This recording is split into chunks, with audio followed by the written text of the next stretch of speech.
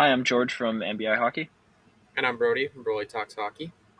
Welcome back to Winning on Paper. Today is going to be our promised free agent recap episode. I don't think and there's been a couple arbitration hearings that have happened since the last time we recorded, but that's it. So we're still waiting for Patrick Kane to sign. That's it. The Dumba, I guess, is still out there. Is there anybody Yeah, else I'm Matt missing, or Dumba.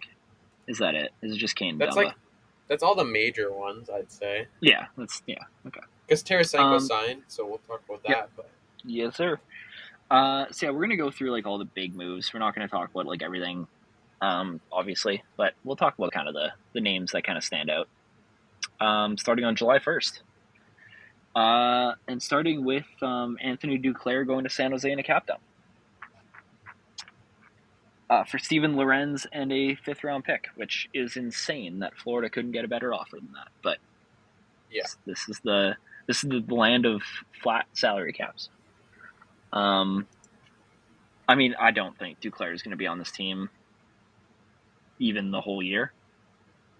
I'd be kind of surprised, to be yeah, honest with you, me unless too. him and William Eklund just click really well, or something. Then maybe, but I don't think this is. It kind of strikes me the same way the Taylor Hall move kind of strikes me, where it's this is a guy for Connor Bedard, and if he works with Connor Bedard, we'll keep him, and if he doesn't, we'll flip him at the deadline for a first-round pick and call it a day. That kind of I get the same kind of feeling for San Jose here. Yeah, I don't know. Speaking of San Jose, they're still working on Erik Karlsson trade, which is going to take forever. Where do you think Karlsson goes? I think Give he's me a going to prediction. Pittsburgh. Pittsburgh kind of feels like the only team really wanting to do this, but it's so frustrating that it takes GMs months to figure out how to pull off trades like this. Yeah, if it was the And then NBA, it would be going so yeah, quick. the NBA they trade max contracts 7 times a year, and it's not a problem. Kevin Durant was traded at 3 in the morning one day just because. Yeah, And it's so the cap is not, as somebody who has read most of the NHL salary cap, it's not a complicated system compared to other sports. Like no, it's so simple. They even average out the salary value. It's not even based on how much the player is actually making. It's the only league that does that, by the way. No other league does that. Every other league is based on the money that they're bringing in. That's their salary. It's not averaged out. I don't know why the NHL does that. It's strange. Anyway, it does. That's a whole nother thing. Um, yeah, Duclair's fine. He'll be okay. yep, Might be a good fantasy option. He's going to get a lot of time. So if you're looking for a depth fantasy option, there you go. Somebody's got to score on San Jose, right? that is true. Colin White went to New Jersey. I don't think we really care. Joel Edmondson to Washington is one that I completely forgot happened, but here we are. They got a 3rd and a 7th back. That kind of feels right. No? Yeah, some people said it's too little. I think maybe you want a second, maybe, but that's you can't really complain about that. You weren't going to keep him anyway. Well, yeah, I Gives feel gives some more playing time for Arbor Jack guy to screw up more. No, but in all seriousness, they needed more room for for Gooley and everybody. Barron and everybody. Yeah. Reinbacher I mean, maybe. Hudson's going to be coming up at some point. Reinbacher, I don't think plays this year. I mean, Hudson's not playing this year either, but I don't think I'd be shocked if Reinbacher plays this year. Yeah, But again, there's you still kind reports of need that. that. You need Yeah, the room at some yeah, you point. do. Yeah, So, it sounds like and you're not Reinbacher. going to re-sign him. So No way you are. It sounds like Reinbacher is actually going to. If he does not make NHL, he's going to go to Switzerland. He's not staying in yeah, the A. which fair enough. The Yeah, Swiss league's going to be better anyway. So, yeah, it is. um, it's actually I looked because I was looking up NHLE equivalent models because I was using them for something. Not for an NHLE model, but I was using them to compare. I just wanted to get a base league comparison. Mm-hmm. Something, and they rate the AHL really low. Hey, Like it's Yeah, it actually is. crazy how many leagues. Like it's like the I think 13th or 14th like best league, like according it. to I NHL think model. Like it's wild. it depends on which one you're looking at, but I think a lot of it is it's such a common route that people go AHL to NHL, and Yeah, they're very often like depth guys. So yeah. like I feel like that kind of skews models in a sense. I think one of the other big problems too is that the AHL has all the rules regarding overage players. Like it's very similar to I guess it's not very similar, but like it works almost the same way that like college hockey does, where they have like there's certain limits on how many. Obviously, college hockey doesn't have this, but like there is the age caps is what I'm saying. Like there's certain um you can only have a certain amount of like lifetime AHL players on your team. Like Hmm. there's restrictions to it, and I think that's part of the reason. It's because you're playing like you're not necessarily playing the best adult players um Yeah, outside of the NHL because teams just don't have the resources to roster them all because of the way the teams are set up. So like leagues out in Europe can actually like field better overall teams because the AHL wants to have this pipeline to the NHL. yeah, So like you see them post. It's really interesting to look into because you have because like the American Hockey League loves advertising how many like AHL players are playing in like the Stanley Cup final and stuff. They always post that graphic, and it's because yeah, their rules are literally set up to feed into the NHL. Like that's how the yeah. league's set up. They So always say they're it's not a development league, but all their like if you look but at the like they actual are. rules, they are. There They is are. no way that they are not any sort of development league. Which is why like the whole Chicago Wolves thing is super fascinating because like I don't know how they plan on rostering a competent team because you can not have like you can only have a certain amount of like AHL lifetime players on your roster. And like them not having an NHL affiliation is like where are they going to get all their other players from? Like they're going to be picking from the guys that can't make like 63 other teams in North America basically. Yeah, That's going to be their roster because nobody's signing in Chicago if they can be on an NHL affiliated team. Like yeah, because there's nowhere to it's not go. going to happen. Yeah. Like it's not like you can get called I mean, up or obviously anything. you can sign an NHL contract, but again, once the team runs out of contract slots, right? Like they're not gonna. It's such a weird situation. I don't know why. Like whatever. It's strange. It's gonna be interesting to see how bad they are this year because like also like can we just stop like splitting AHL teams between like two franchises? Like can we just not do that anymore? It's You don't so like that? weird. It's just strange. It's like why can't every NHL team just have their own like farm system? Because Yeah, it doesn't work well for development because like in a lot of cases right like the GM of your AHL team is your assistant GM like for instance like for the Jets Heisinger. Craig Heisinger is the GM of the Manitoba Moose and it allows you to build a better pipeline because you can make your culture match what you're doing in the NHL but if you're splitting an AHL team then you have two different like half the players like the team wants to develop in a different way because their NHL team wants to develop it. It's just it doesn't it's weird. Yeah, Yeah. I don't know. I don't like it. Just keep it in Um. house. Keep everything. Keep the pipeline in. It's like if like NFL teams like shared practice squads. It's just weird. Yeah, that is weird. I was listening to like a coaching conference by Tim Army. He used to be Mm-hmm. the coach of the Wild's AHL team, and he said every single AHL team matches the same system that the NHL team plays. And like so Yeah. if a new coach comes in, they change their whole system because they want the guys ready to go. Well, yeah, of course. So if two teams are sharing a development or an AHL team, like you're not going to have that Yeah. because Oh, one, you don't want to 100%. share um, your team secret or whatever your system. Like obviously you could scout it out, but like all your Yeah. set plays and everything like that, you don't really want to give that away. No, I feel like it's less important in a sport like hockey compared to like basketball, which is probably the next closest comparison. Or football. Just because Football, you how like, really don't want well, people seeing your obviously, yeah, plays. football's a whole different beast. But I mean, like in the sense, like basketball is very similar to hockey, like structurally. Um, Mm, and like I feel like it matters more in sport like that or even soccer than it would in hockey just because of how fast paced the game is. But still, I mean, yeah, it's weird. I don't know. I don't like it. yeah. Whatever. It's fine. Shane Gossesbear signed a 1 year deal in Detroit. That's my transition into that. That kind of led into like Detroit having another really strange offseason.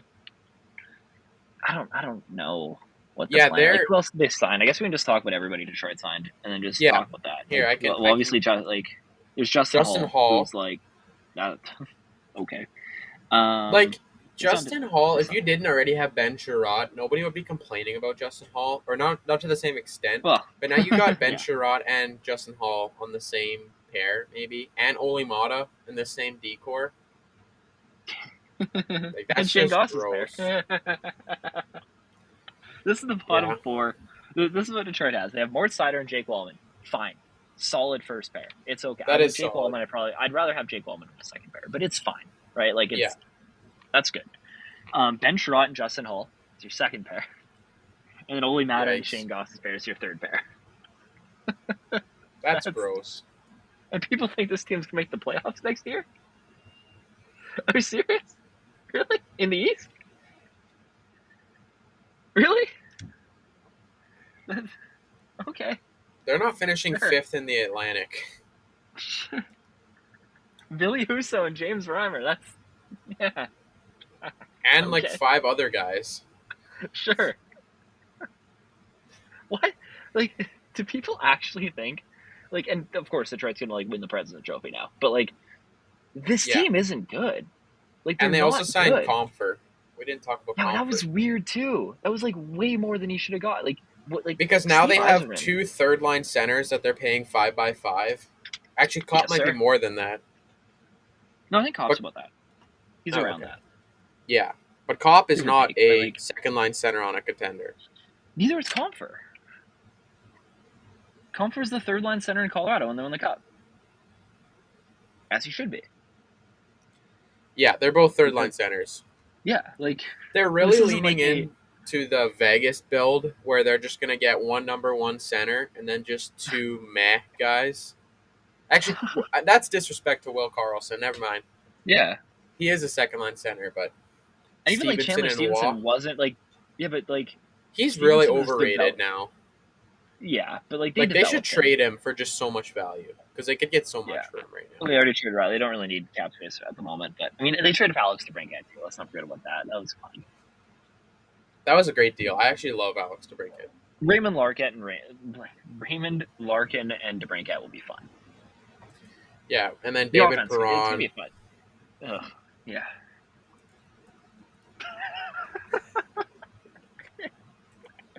So that's why you really don't like that's what all this Red Wings hate is coming from.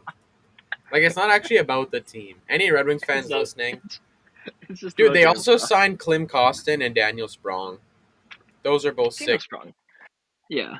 Christian Fisher's fine too. He's a solid fourth liner. I don't have a problem with that. Like their center core is not great. The wings are fine. The blue line's not good, and the goaltending sucks. Billy Husso is That's not that bad. yeah, Ville Husso in front of Ben Sherratt, Justin Hall, Lee Mata, and Shane Gossesbear. Yeah, he's still not that bad. He's not. He's not a guy I'd want starting on a playoff team. Well, no. He's like a 1B on like Never mind. He is that bad. He was he's negative not good. 13 in goal save above expected last year. It's okay. Sebastian Kosa will play in 10 years and fix everything. Everything Yikes. will be okay. Sebastian Kosa is one guy I'm actually afraid might be a bust. Can we afraid you're okay? No, I'm serious. He can't you're stop a no I puck. know, but you're having that realization like now. Oh yeah. Like that just clicked for you. I thought you were gonna like get on my ass for saying that Kosa might be a bust. No, I'm getting on your ass for not saying he's a bust like a year and a half ago. Okay, I've been thinking They it also for a signed while. Bogan. They also signed Bogan Rafferty. Dude, Canucks legend. Little So puck doku hint there. there you go. Yes, he hasn't played in Detroit yet, so you can't actually use him. But Oh, then don't use him. until like middle Didn't of October. Detroit also sign Alex Lyon? They did, yes. That's gonna be their starter on day one. That's who I want starting a playoff team. He was 17th in goal save above expected last year with only 15 games played. And then he got pulled for The sample size is Bobrovsky. unreal. Yeah. What's up? What seriously, like, what's wrong with Steve Yzerman? Like, what happened? Well, you see, Steve Yzerman just got this big influx of cash, and he just had to spend it. Steve Yzerman, when he's up against the cap, Oh, yeah. is an amazing GM. So he just needs to put himself in that situation to be able to win a cup. That's probably what he tells himself in the Because, like, morning. He's like, I need to absolutely screw this up to the point where I have no money left, and then I'm gonna like pull some sicko move, and we're gonna win a cup. because, like, the drafting's been fine. Like, that's not Mm, been an issue. It's been okay. yeah, like it's not like they're drafting bad players. It's just there was better players on the board. Yeah. Well, besides, I mean, Like, Raymond and Sider are fine. But, like, at the same time, like, how long has Yzerman been there? Yzerman's been there since, what, 2019? one sec here. Since April of 2019. Yep. Okay. So, 2019. So, he drafted in 2019, yes. 2019, 2020, 2021, 2022. So, he's been there for he's had 5 drafts, right? 5 or 6 drafts? Am I counting that right? Like 2019, 2020, 21, 22, 23. Yeah, so 5 drafts. He has 2 players on his roster right now that he drafted. That's not Steve great. Yzerman isn't a good drafter. It's the guy in Tampa Bay who's so good at drafting, Who they just fired. who they just fired, and now Steve Yzerman's going to hire him, probably. Like, but even then, like, people have looked at Detroit's drafts and been like, yeah, they're getting good play, like, they're getting solid players, but like, he has 2 players on his roster right now who he drafted in 5 years on a team There's that's a supposed to be bunch coming rebuilding. up though. I think that's Yeah, but he like went into this one. He went into this with this team being awful. Like, they were bottom feeders. Like, he went into the rebuild like at the start of it, and yeah, 5 but years later, 2 guys, like, he shouldn't have to be spending this money in free agency. The team should be there 5 years later. there are like, but like I think that's You should have to sure spend it's a $10 million fair on argument. those hitters. Yeah, Like, I understand that, like, you can't just, like, drafting is a crapshoot. I get it, but 2 guys on your roster. No, to be fair, like, it's a first line winger and a top pair defenseman, but like, they're not nobodies. But like, that's not a good percentage for a team that was rebuilding, that's been trading assets at the deadline. I don't know. I'm not impressed with that. Even like prospects, like, he hasn't traded for any prospects that are on the team either. Like, he yeah. hasn't gotten like a Nick Suzuki or something. Like, he hasn't made a trade like that, right? Where he's traded the guy on off his roster for like a young up and coming. Like, it's not there. I don't know. I see that as a problem. I guess I Jake Wall. mean, He traded like, for Jake Wallman, right? Or did they yeah. draft him? If you look at his trade history, like the Verona trade, like if like Verona for Mantha, that was a great That's not all trade. his fault, though. It's Yeah, that's not his not all his fault. fault. That's fine. I mean, Um, they lost the trade objectively now, looking back at it, but it's not his fault. no, That makes sense. he also traded the pick that became Brock Faber for Niederbach and some 4th round pick. So they could have Yeah, had Brock Faber. which, I mean, doesn't really help their defense all that much going into the season, but No. it'd be better. Yeah, Trading I Vlad don't know. Domestikov for a 4th when you could have traded him for, I think, a 3rd a year later. I mean, it's not the end of the world, but Yeah, but it's something, you know. trading What up did they for get for? the second best goalie in the draft and then just watching the best goalie in the draft be an absolute beast on the Wild. Yeah. Yeah. What did they get for what's his face from Vancouver? What's his They face from traded away Vancouver? You're the going to have to be a defenseman little that they just specific. traded. They traded the deadline. Oh, for Hronik. Veronica, yeah. What did they get? They Hronik. got a pick, right? They got the Islanders pick. They got a little more than a pick. They got a lot actually. What else did they get? They got the Islanders pick They got the Islanders from the Horvat first trade. and a second. Yeah. They got 2 Okay. picks. So, And yeah, they drafted a sick little player. more than a pick. They drafted 2 sick players. Oh wait. Never mind. I Well, they don't know got if this. Danielson. Who else did they take? They took Danielson. They took And never mind. They traded away the pick. What do you mean? They picked twice in the first round, didn't they not? Well, they kept their Axel Sandin Pelika pick, which is a sick pick. But they traded the second that they got in exchange for a second and a 5th. They moved back 4 spots, and they picked some nobody I've never heard of who apparently is Perfect. horrible. Sweet.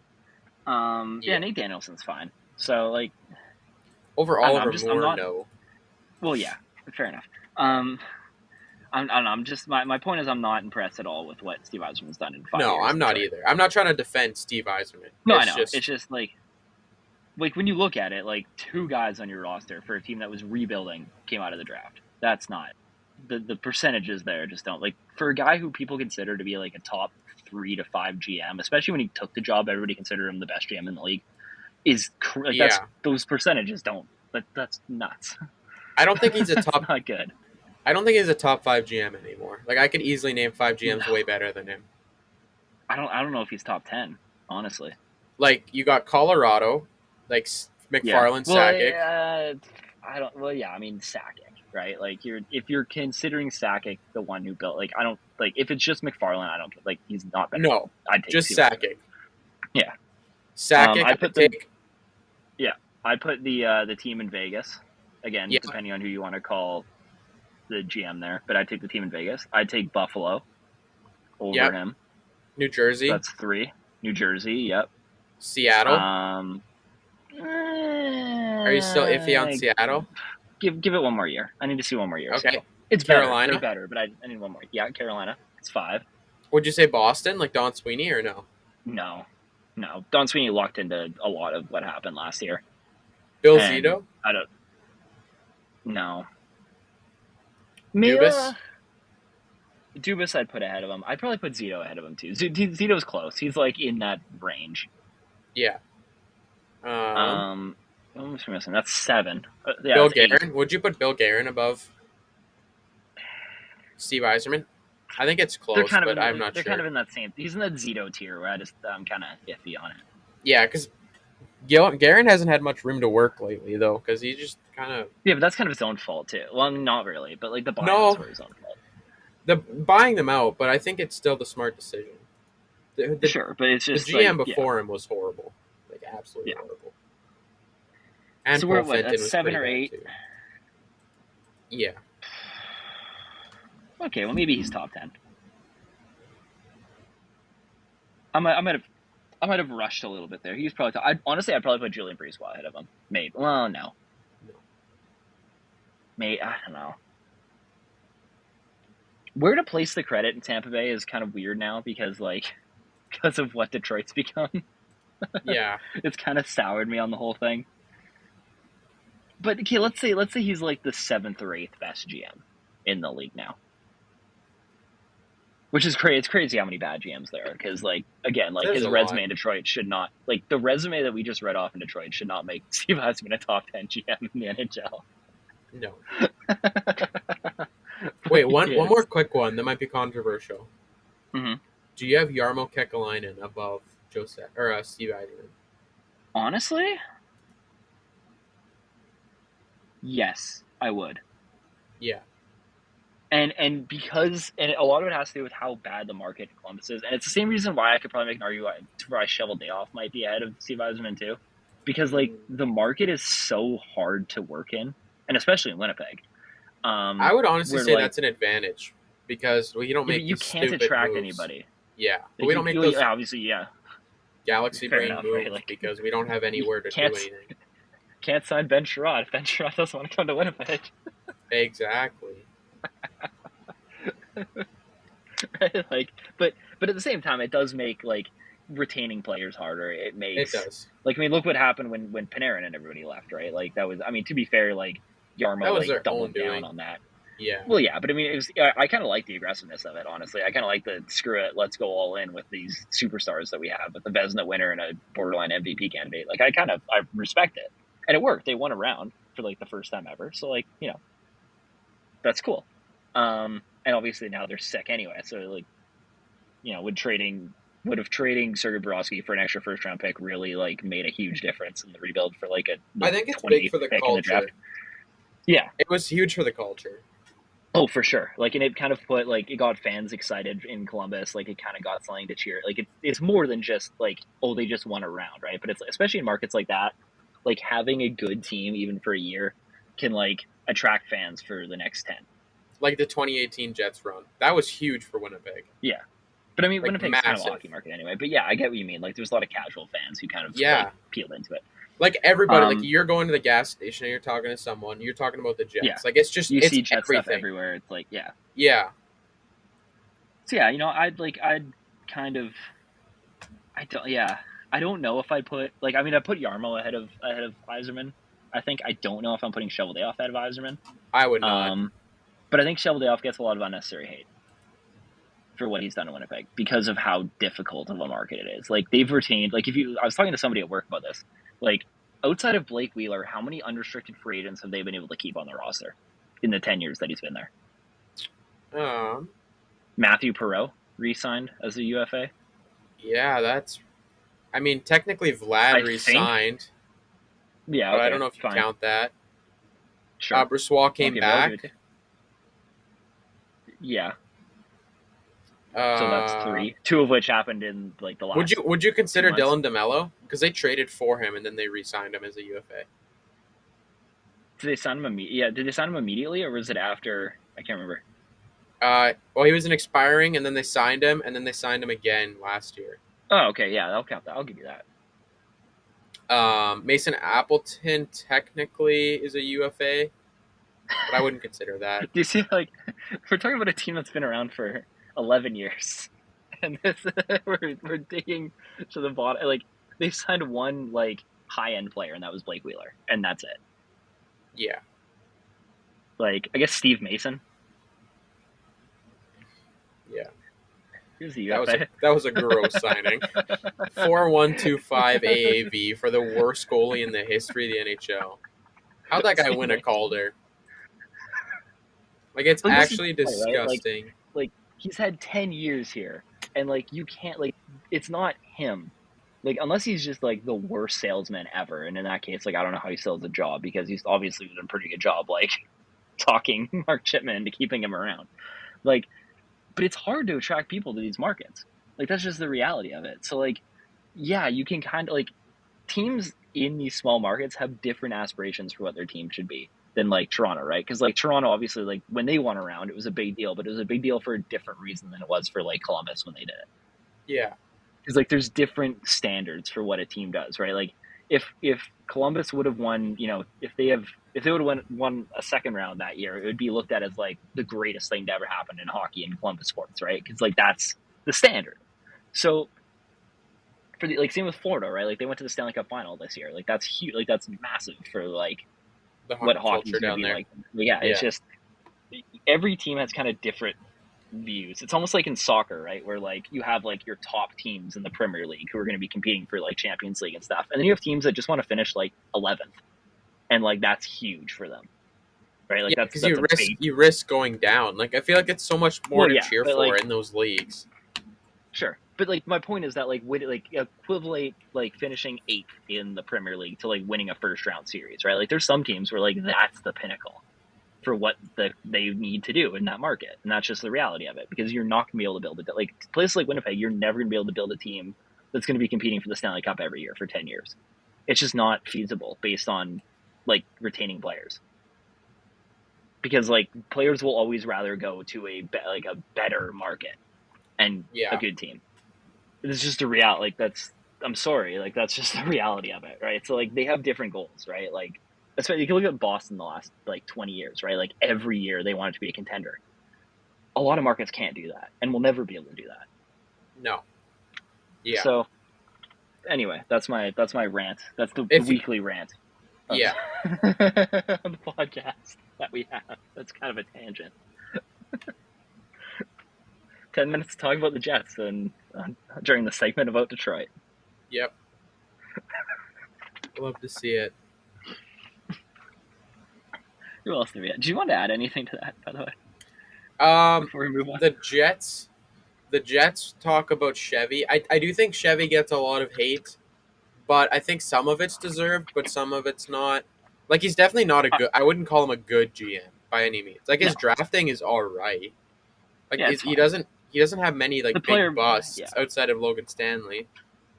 who apparently is still an NHL defenseman. So yeah, okay. Shout out. No, And Christian Vesalainen too. yeah, Vesalainen was pretty bad. Yeah, that sucked. The worst part is they traded the pick to turn into Nick Suzuki. Yeah, so they could keep Tobias Enstrom, who retired the next week. So he played another year, didn't he? He played one more year, but still, Yeah, he like played one one more year. more I year mean, of and then Tobias I think Enstrom? he Are had you like, kidding? in fairness, I think he had like family issues or something like that forced him to go back home, or so. There's something that like he went back home for. I can't remember what it was, but whatever. I like Enstrom. Enstrom was a good defenseman, to be He's fair. great. But He's so underrated. yeah, oh, he was solid, but he wasn't worth like a top 10 or top 15 pick to protect. But a lot of people, I No. mean, like the Islanders gave up the 12th overall pick to dump last year Mikhail Grabowski's contract, so it could always be worse, I guess. Yeah. And that pick, in a roundabout way, turned into Mark Stone. So, what can you do, right? Like, um, that's hilarious to think about, by the way. Yeah, it is. The trade tree of the Miguel Grabowski contract turning into Mark Stone is awesome. Anyway, who else do we have on here? I should have been looking for names during that. John Klimberg signed to Toronto, and that started the Leafs like weird thing. We kind of talked about the Leafs already. Well, you didn't talk about the Leafs, but No, you did. we did a whole we did a whole podcast about it. Quickly, give me your thoughts on the Leafs offseason while we're here. Um, it's just It's funny. very uncle Italian uncle talk is the way I'm gonna put it. Like you sign the most like I'm not Italian, but like I know like these are the Italian uncle guys. It feels Like like it feels like they went after like the mob. yeah, they brought in like Max like this is the Domi, Godfather. Ryan Reeves, John Klingberg.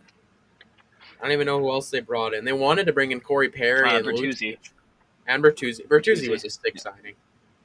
No, but Bertuzzi and Domi weren't signed for the reasons why they should have been signed. They were signed because they're tough. Yeah.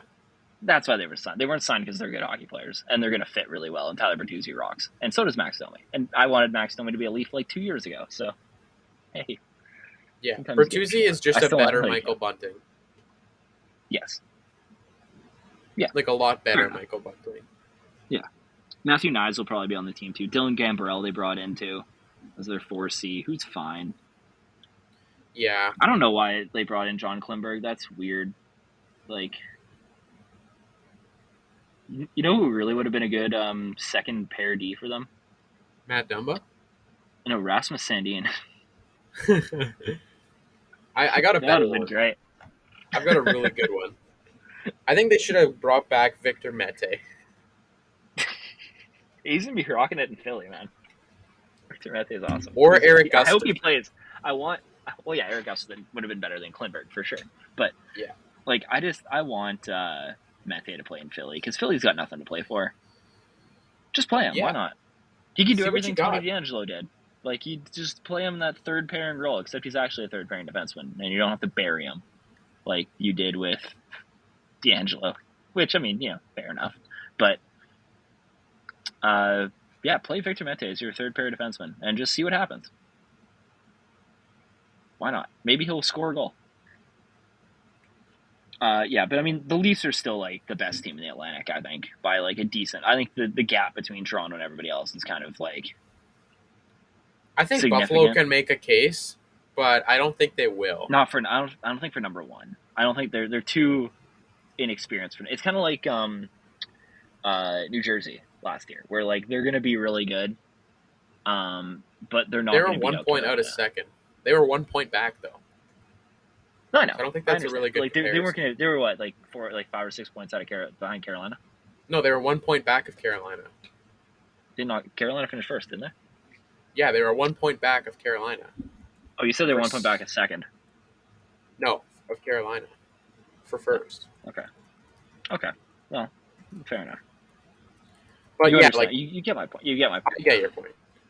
You get what I'm trying to say. Yeah, you're right. They won 13. Okay, fine. They had 112 points. That's far. They finished third in the East. That's better than I thought they'd be. Anyway, yeah, I think Buffalo will be good. Buffalo's going to be solid. They should still sign Patrick Kane though. We've went over that, but we have. That's where he should go.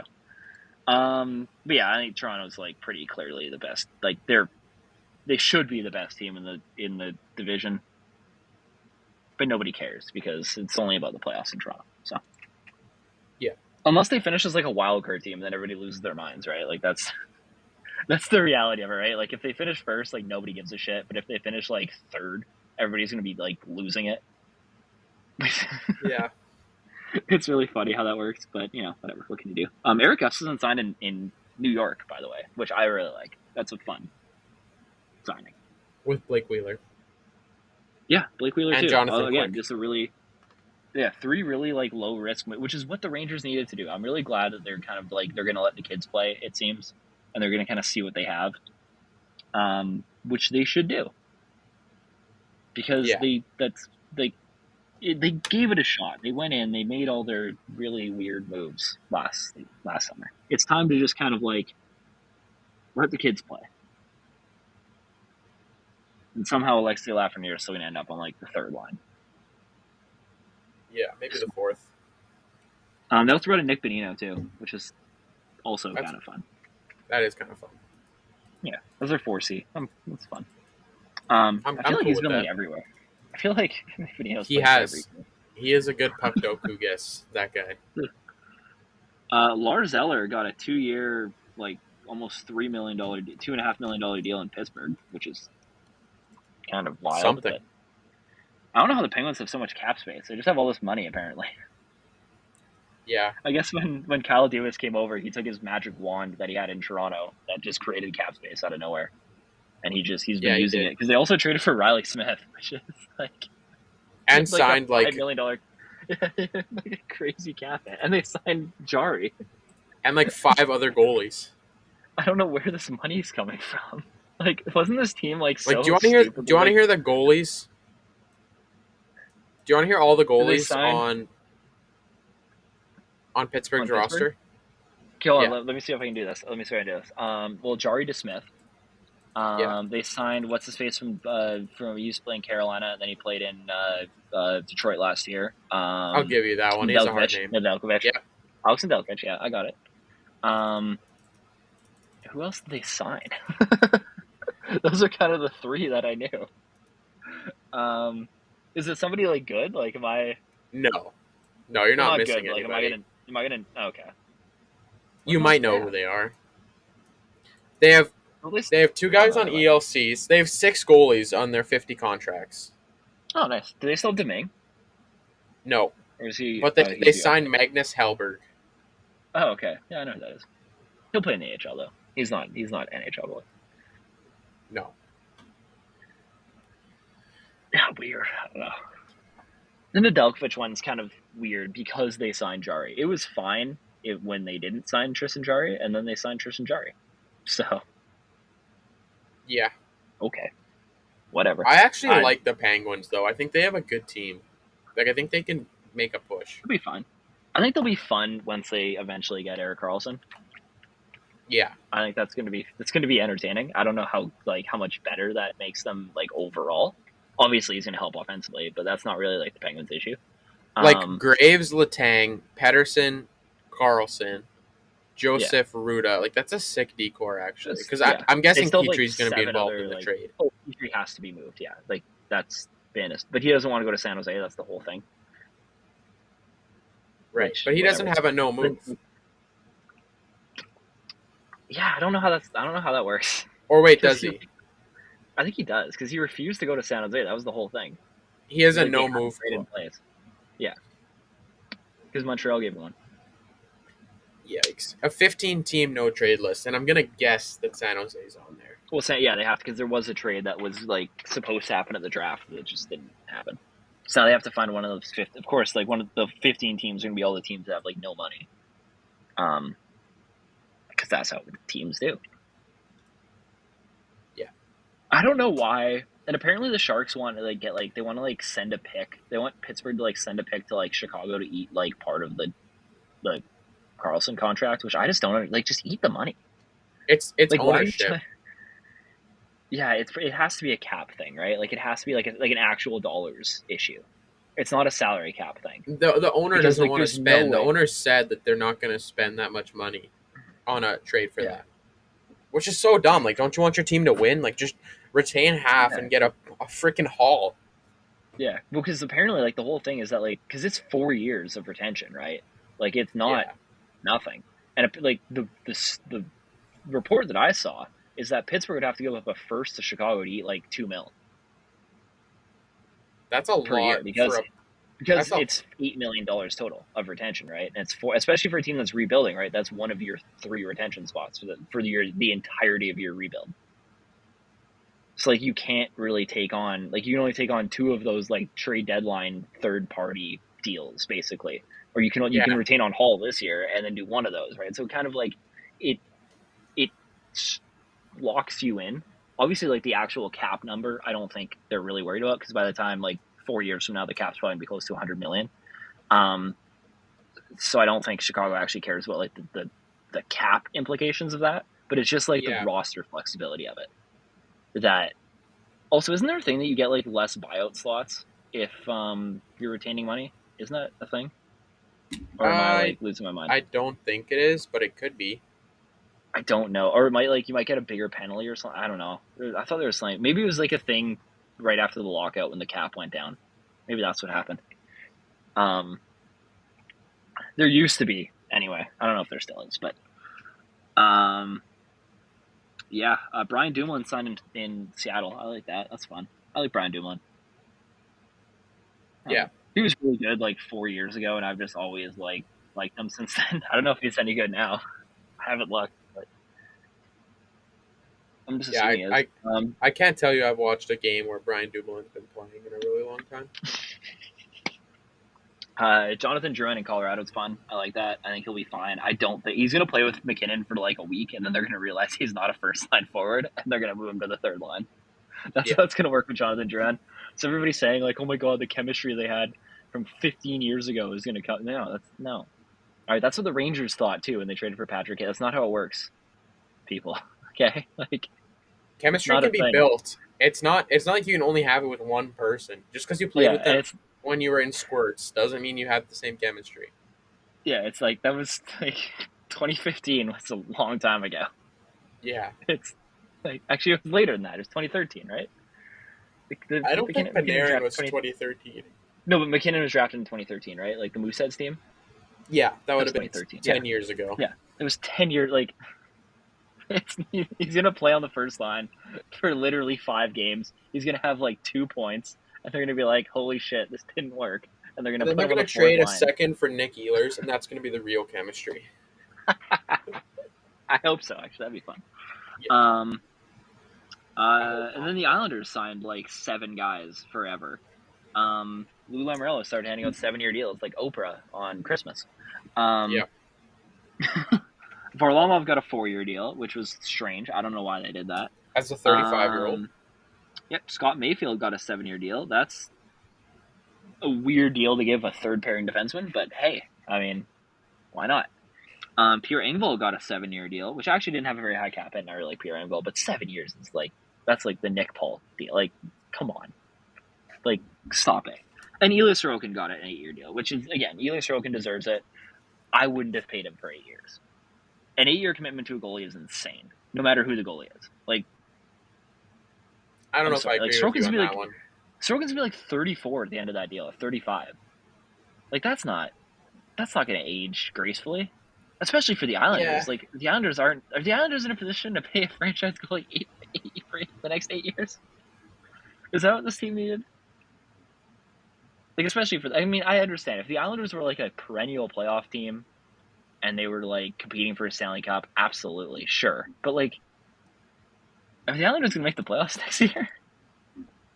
we say it every year, but they somehow sneak in. So Next they win like they lose like 18 games a year in overtime. yeah, it's called grit, I don't know. baby. Like it's fine. Like the Sorokin deal is the least egregious, but I just don't think it fits what the team should be doing right now. I mean, if it's a 6-year deal, nobody's complaining. Oh yeah, of course, sure. Yeah, the Tristan Jarry movie talks about Miles Wood to Colorado as well. 6 years. What the hell? Yeah, that's kind of gross. Holy shit! I mean, it's only 15 million, but like, wow. Dmitry Kulikov still plays in the NHL. That's fun. Did he sign with? He signed Who with did he sign with? Florida. Florida. Oh yikes! I mean, that's better than Mark Stahl. I'm gonna be It's honest. a 1-year deal with an undisclosed cap hit. So Still, Yeah, well, I don't know when Puckpedia updates if they just ever update it, but like, there's no. It's Yeah. probably on cap friendly, but I'm assuming it's gonna be like 900K. It's not gonna be anything like. Yeah, Alex Jelchinek signed in Arizona and then was released the day later. That's It's a all we need to million talk about with that. dollars.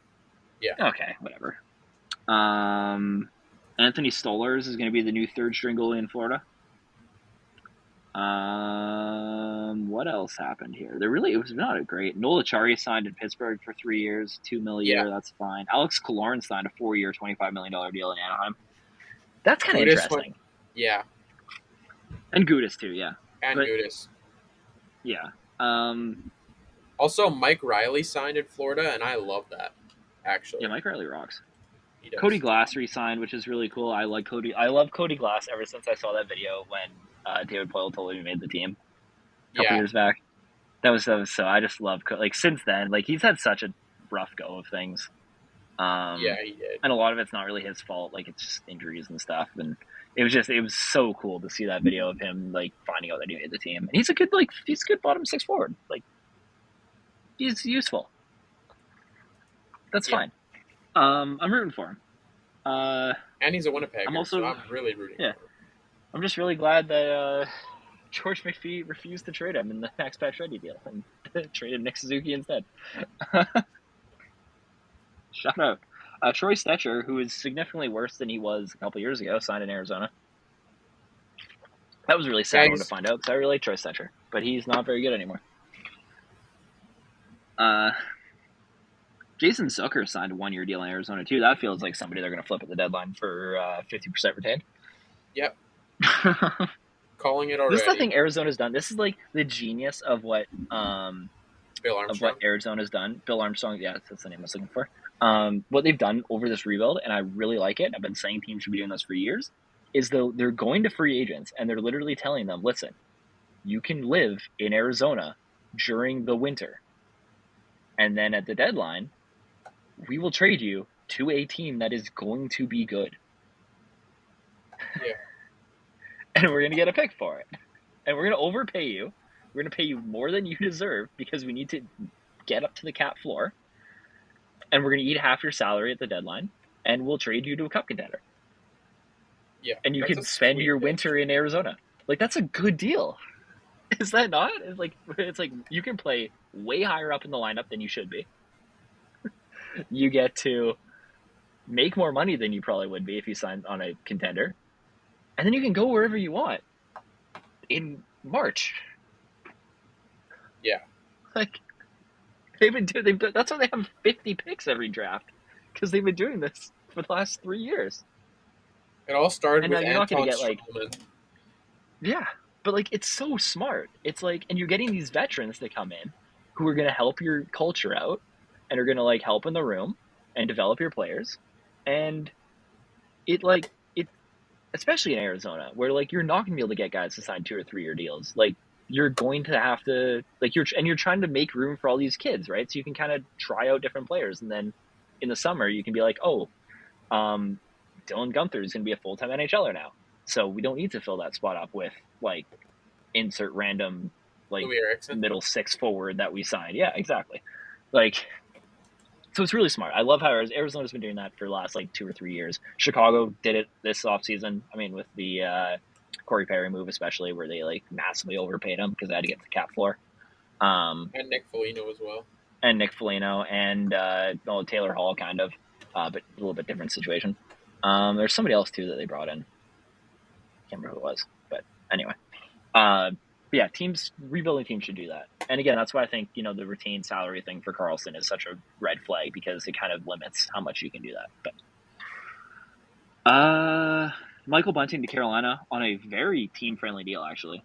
3 years, 15.5 or 13.5 mil. I really like that deal. That was fun. They also got Dmitry Orlov, who I also really like. That is on a 2-year deal. Signing. Yeah. It's a lot of money. It's more money than he should be getting, but it's only 2 years, so it doesn't like. That was kind of the story of this free agency, right? Was teams signing like short-term, high-money deals, and I really hope it continues, because that's a trend that I've been pushing for like years.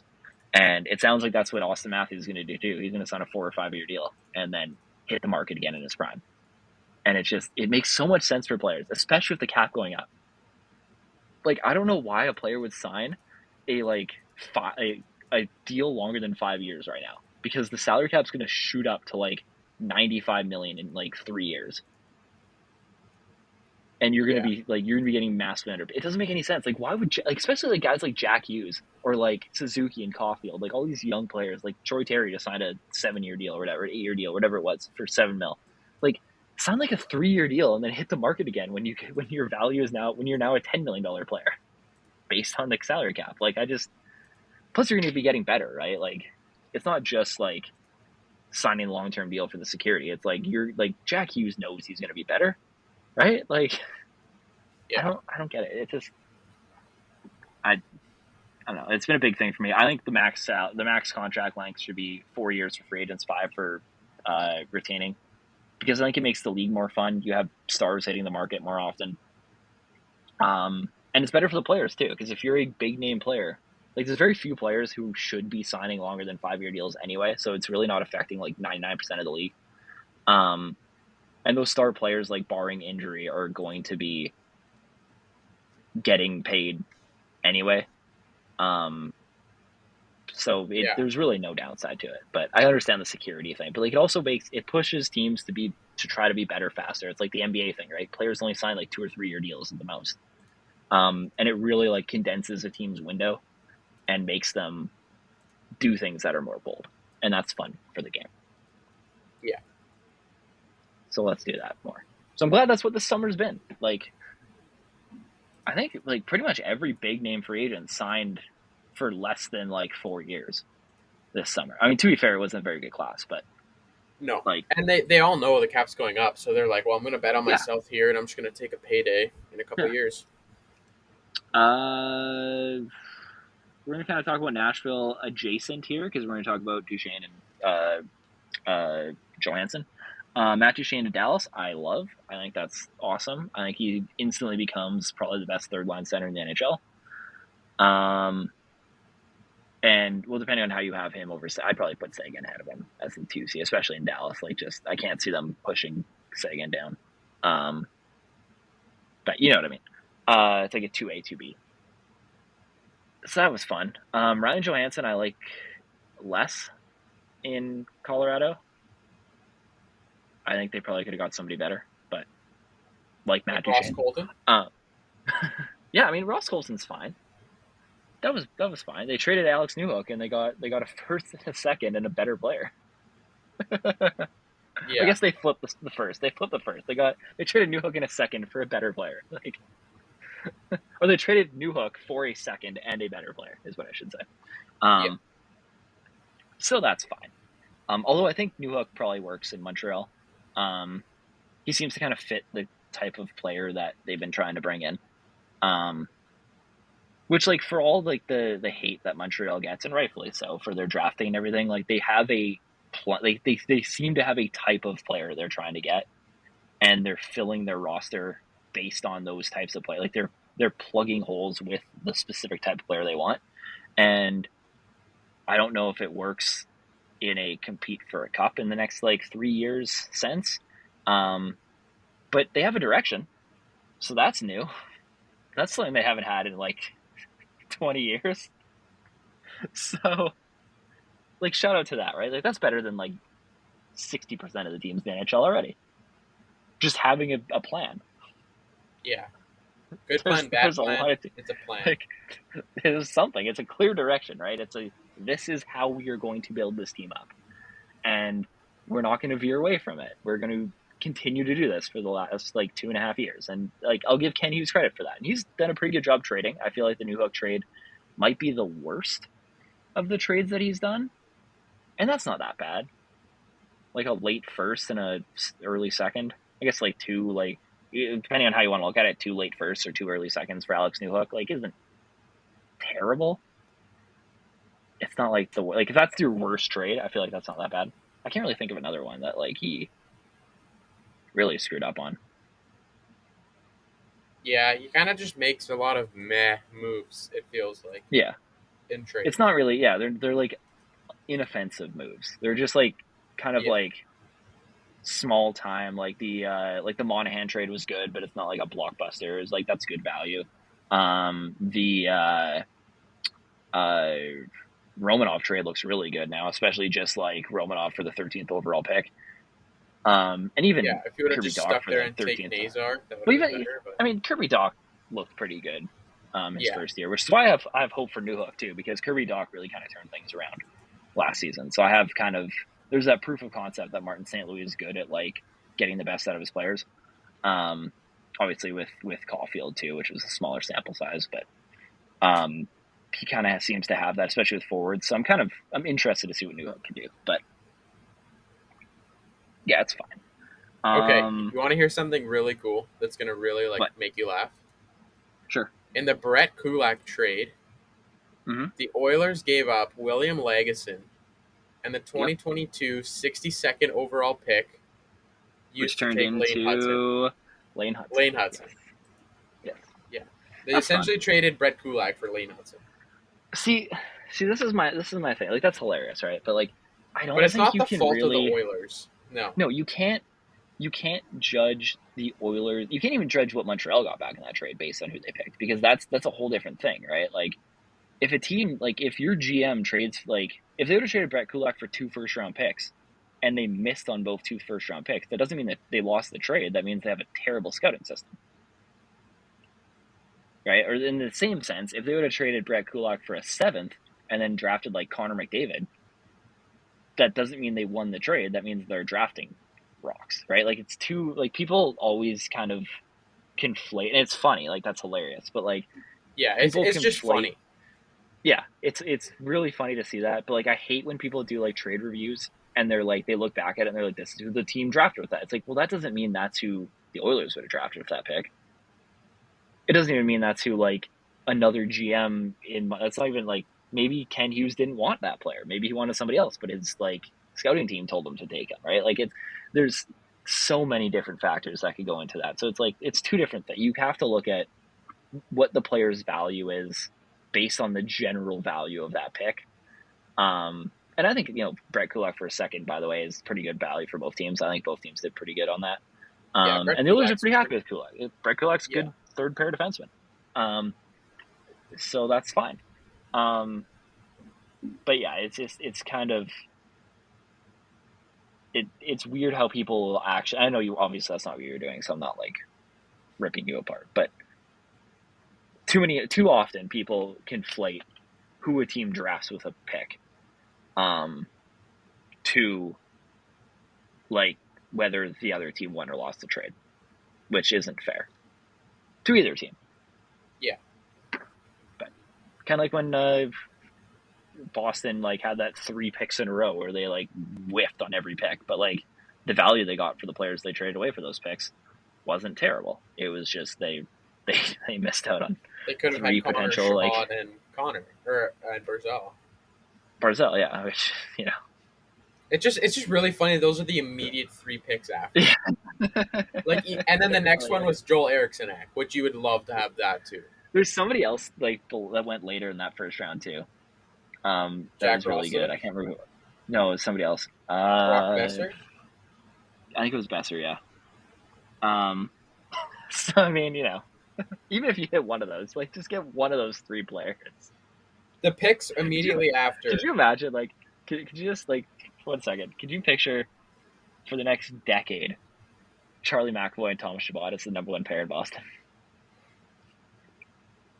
That's insane. And then you got Marchand, Barzal, Pasta, Connor, Zaka, and freaking anybody else, literally.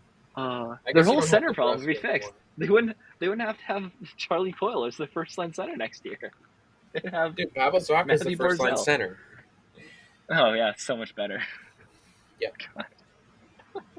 Until they trade Zaka for Scheifele. 1 for 1.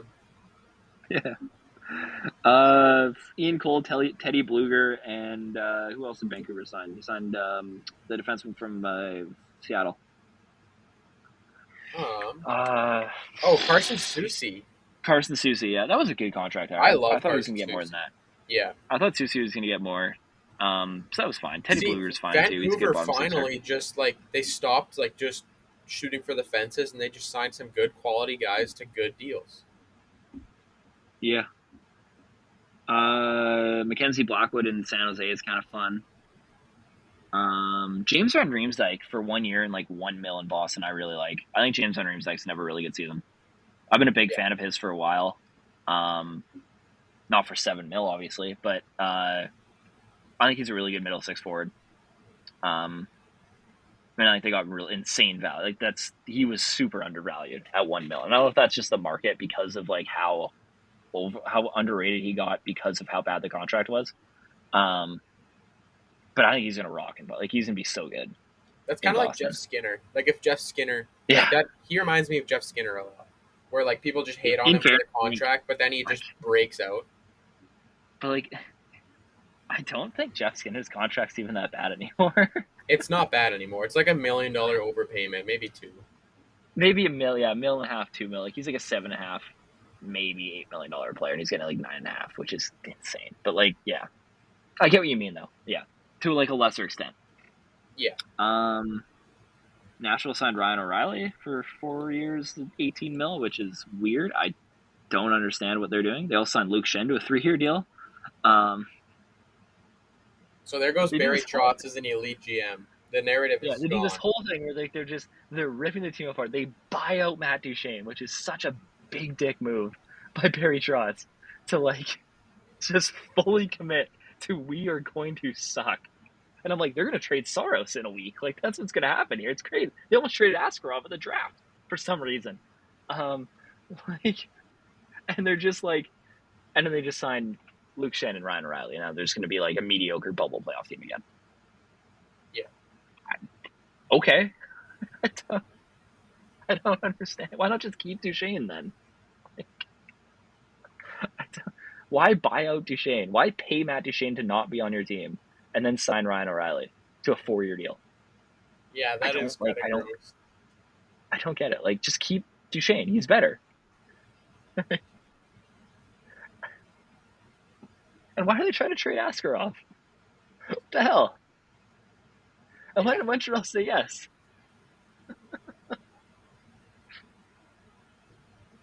Yeah, that Would deal you would accept have been huge. Would you accept yes. that? Would you with Michkov Yes. on the board? Like with Michkov on the board.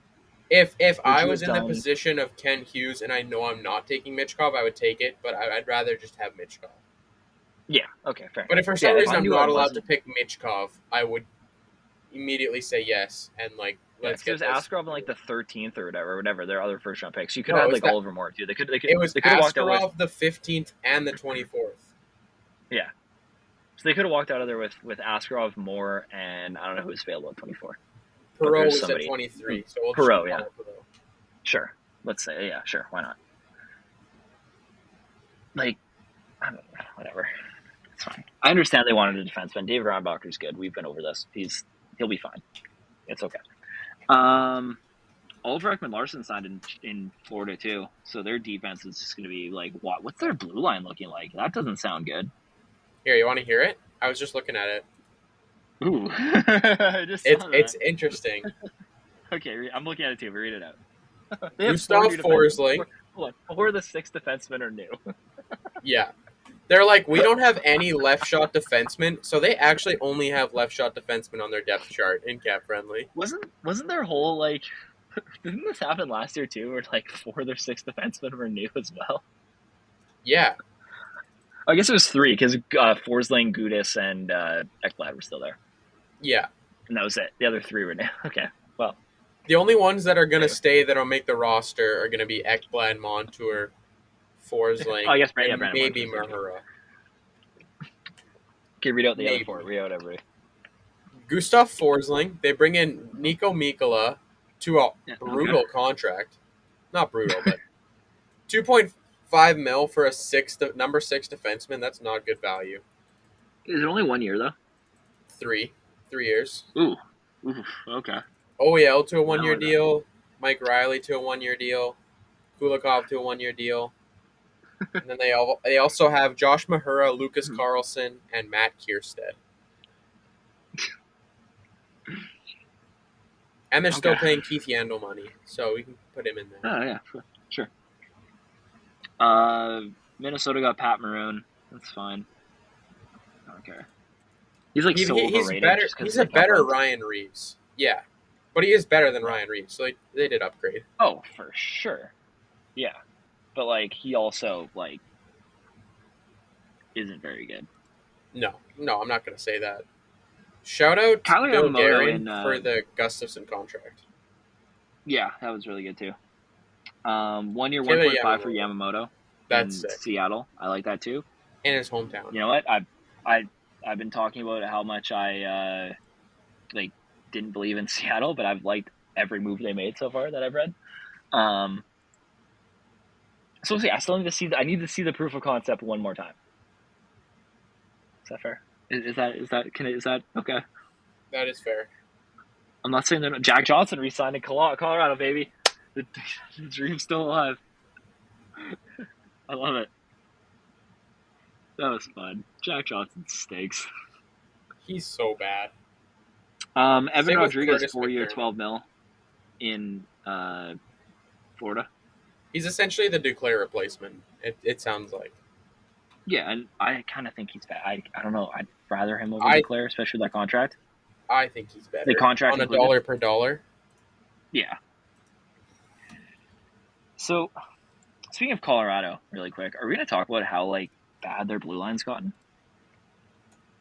I thought we were just gonna skip over that part. But yeah, it's No, not because it good. makes me sad. It makes me sad. Like Taves and Makar, obviously, like that's the best pairing in the NHL. But Bowen Byram, Josh Manson is fine as a second pair. I think as a cup team, you probably want that to be your third pair.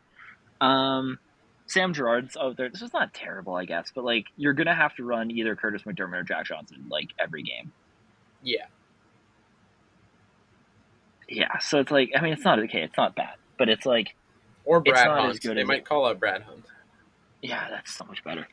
Um, yeah, see, Daily Faceoff has Jonathan Drouin on the first line right now, which is again going to last like a month. Like they're not bad, Yeah. but they're not the same team, and a lot of that has to do with Landeskog not being here. Like I fully understand, like I appreciate like how big of a loss that is. Um, but like even when he comes back, like I doubt he's missed 2 years of hockey. Like I can't see him being the same player. Like I don't know if I'm putting like if I had to make like a tier list of teams, like Colorado's not in the top tier anymore, No, I which don't is think so. crazy because 2 years ago I thought they were going to win like 5 cups in a row. Yeah. So like, and again, a lot of that does have to do with the Landeskog injury. But again, if Landeskog was on the team, they don't have Ryan Johansson, and they're still like lacking a second line center. So you know, um, You know what I think a big yeah, part of that is? what A lot of Will Butcher teams that signed in win a Pittsburgh cup. too? Yeah, he did. Oh, A okay. lot of teams that win a cup just want to repay the guys that they won with, when sometimes it might be better to look at market inefficiencies in another spot. Yeah, Like I I mean, look love at Vegas. Like, look what Vegas did. Like, yeah the the guy who won the Barbashev Conn and Smythe, the like Hill. the funniest thing though. Okay, well, yeah, the Hill deal isn't that bad. It's not that long, No, but like the guy who won the Conn Smythe was traded literally before his day with the Cup. He, no, he I guess he wasn't. didn't win. Riley Smith didn't win the Conn Smythe. That's right. He got the first. He got the first He got pass. the I'm cup sorry, first. I screwed that up. He got the Cup Don't first. don't talk Same about thing. the first cup pass. I'm still mad about that. Yeah, whatever. Okay, I apologize. My whole point just got ruined there. But like, Yeah.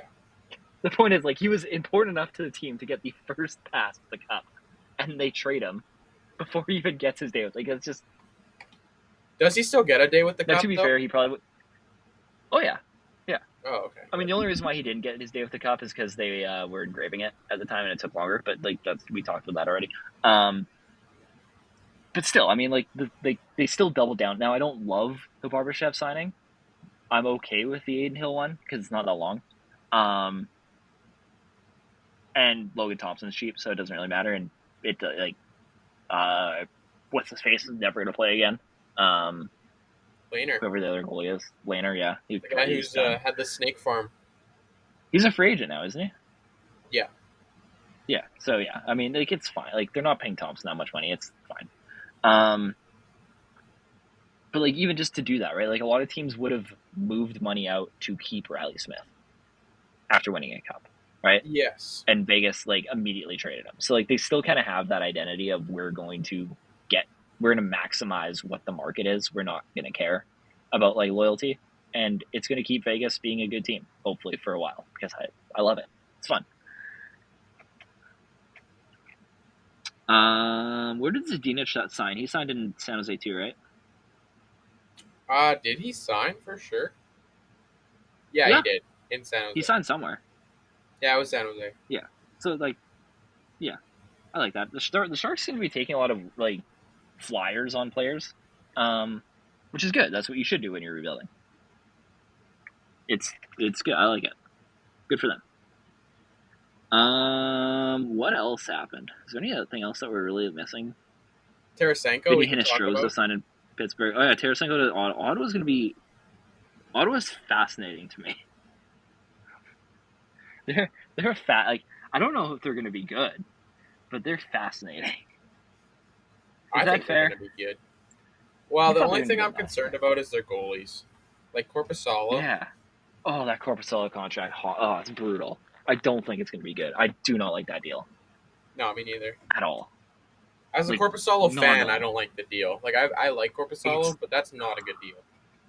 I don't even like Corpusalo that much. Like, over the last 3 seasons, let me pull this up because I didn't have it ready to go. So going down from 2021, his goal saved over expected has been -18, -14, and then +16 last season. Sounds a little streaky. Yeah, so you're really banking on the next 5 years being like the last one and not like the two before it. Yeah. If you go even further back, you're looking at -10 and -8 for Oh the years wow. before that. So yeah, you're that's a -35.26 over the last 5 years. 5-year deal as the goalie that's going to take you out of your rebuild into being a playoff team. Yeah. Okay, sure. Tarasenko's fun though. That's a 1-year deal. It's okay. It kind of fills the DeBrincat hole for a season. Yeah. It doesn't really solve any problems long term, obviously. It's a 1-year deal, but it plugs a hole. And it's interesting I to still, see what happens with this Hockey Canada suspensions. There's 5 coming out. yeah, Like, it sounds like it'll be a Friday at 4:55 that the news comes out okay, right before the cool. news Yeah, that's cycle. why Josh Norris has a like little X by his name on Daily Faceoff right now. Josh Norris is not Canadian or not on that team, Oh, so it won't be him. It could be why does he Drake have the little Matheson. like? He has the little like. Oh, whatever, it doesn't matter. Yeah, Drake Bathison's one of them. There's somebody else too. Shane Pinto, wasn't he one? No, Or am I just he's American. oh, okay. I'm just gonna continue to list off random auto senders. Tim Kale Sinsel, that's who McCarr. it was. Kale McCarr was actually on that team, I so don't that think would it be was McCarr. There's a crazy. whole thing that came out because they said it was a player in the OHL, and Oh McCarr right, came out of Alberta. So yeah. Okay, then Robert Thomas. It could be. yeah, that was one of the ones.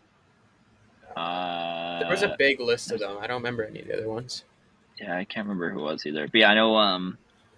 Uh, who'd you say was on it? Batherson. That was the big one Yeah, and for them. Formington, but he's not in the NHL anymore, so I think it could have been him. Yeah, I don't know what the and this is obvious. Like this is something we'll talk about when it comes out because it's kind of hockey related. Um, it's a weird subject to talk about, obviously. But like, I don't know what the NHL's like ruling is going to be on this. Like, I don't know how they're going to handle it because there's going Yeah, to be people who think these players should never play again, well, of course. There's people who already right? think they shouldn't play again. Which, like, I don't know. I haven't. I'm not going to take a stance because I don't know. Like, I haven't. I want to see what the report is before I like Yeah, I want to hear the actually details like before I give my yeah. opinion. I before I like come out on it because like I don't think somebody like like I think like Mitchell Miller should never play again. Like the what he did was disgusting. But I'm not. I don't like. I'm fine with what's his face playing in Montreal, who they drafted. Logan Mayer. Logan, yeah. Like I'm like if he gets reinstated into the league, I'm not, like I'm okay with that. That's kind of like so it depends. It's case by case thing for me. Is my point. Not saying that what he did wasn't like terrible, but like it's just I don't think it's at the same level as like what happened with Mitchell Miller and all that. But it's a whole that's a whole other thing. Anyway, I'm interested to see how the NHL handles this because it didn't happen while these players were in their league, but neither did the Mayu or Miller situation, right? So it's going to be interesting. Well, neither did the with the coaching thing. I mean, obviously the Chicago thing happened in the league, but the thing with Video Bill Peters trainer. happened. Yeah, college. Yeah, the Bill Peters thing happened in the AHL, did it not? It I was thought it was American in Hockey League. I thought it was an NCAA team. Oh, it might have been. Yeah, it wasn't in the NHL. That was my point. But like someone wrote a John or the head coach wrote a recommendation letter for him. That was the big Yes. controversy. Yeah. So I don't know how the NHL is going to handle this, and I think it's going to be really fascinating from like a issues in sport perspective, which was one of my favorite classes in university, by the way. If you're ever in university and you have the opportunity to take it. It's really fun. You learn about like how terrible like every sports program is, and their policies suck. It's the whole thing. Did you know, by the way, that the Sport Canada document that governs over abuse in sport was implemented before it was actually finished? Yeah, that's crazy. Like the document that rule, like there's literally sections of it that were like, if this clause needs to be evoked, we'll figure it out. Was basically what it said. Yeah, that's crazy. It's really funny. It's finished now. They just finished it this year, but like it was put out as like the governing document in like 2018, and they just finished it this summer. So that's great. Is there anything else we need to talk about for free No, I agents? think that's it for the big free agents that we really need to talk about. I'm just kind of going through it. Tony DeAngelo signed in Carolina after like 3 months of him almost being a Hurricane. That was a really interesting situation. Because like I get that it was like contract like cap circumvention, but like he was also signed as a free agent by a GM who's no longer the GM of like Philly. Yeah. So like it's I don't know. It's weird. I understand that he was let go as a free agent, and then Carolina was going to trade for. Like I get that doesn't work, but it was weird. I don't know. I'm just trying to see if there's anybody else here. Bedard signed on his birthday. That was fun. Mm-hmm. Gabriel Velarde signed a 2-year deal in Winnipeg, which actually kind of works out for the Jets because they still have him under team control and they can go back to arbitration with him. Although I don't love the 2-year deal, I think a part of me wanted them to lock him up for longer than that, but I get it. Vince Dunn got paid. Yeah. Rightfully so. Vince Dunn's been super underrated forever. So, 8 years, $78 million for Aho, which is probably more than I would have paid, but I think that contract will age fine. Swayman got his 1 year, $3.475, which means we're going to be having the exact same conversation with Jeremy Swayman in a year. So that'll be fun. I think that's it. All right, biggest winner of free agency before we get out of here. Biggest winner. Oh. Just free agency, not the draft. Not like the draft. Of the things we just talked about. I actually really like what Florida did, if I'm going to be honest. Okay. I don't know if they're my biggest winner, but like it's hard to just pick one right off the bat here. Yeah. I'm going to go... They really only did like 2 things, so I don't know if that counts. Yeah, I know. I'm going to go Seattle. Oh. That's not who I thought you were going to go with. But like they really didn't do anything. Like they like looking at their roster, they added like according to how Daily Faceoff has the lineup set up, like they added Bellemare and Yamamoto, who they both have on their fourth line, and they added Dumoulin, who they have as a third pair defenseman. So like I don't know if that counts. Yeah, They didn't spend a bunch of money recklessly, so they won. I'm actually gonna change my answer to the Dallas Stars. Oh, okay, that works too. I actually love Yeah, Duchesne and Steele. I think those are both great signings, and I feel like they yeah, signed no, that's somebody else fair. too. They re-signed Dadonov. I like that deal. Yeah, that's okay.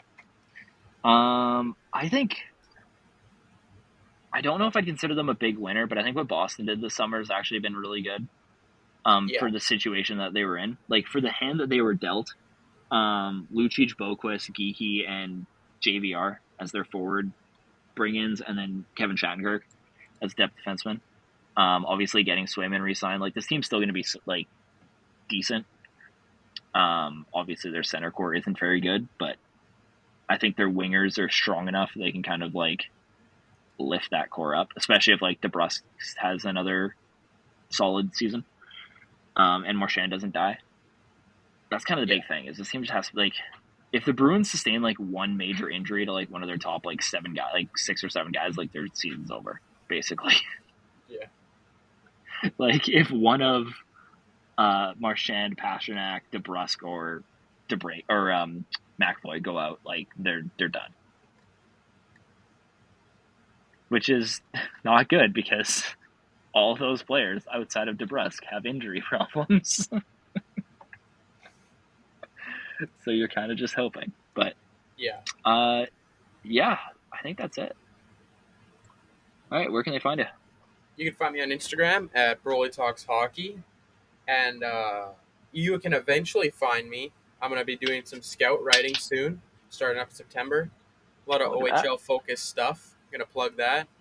I'll be writing for Recruit Scouting, so you can check that out. I'll probably shout it out by the time I'm actually writing for them, but yeah, Fair that's where enough. you can find me.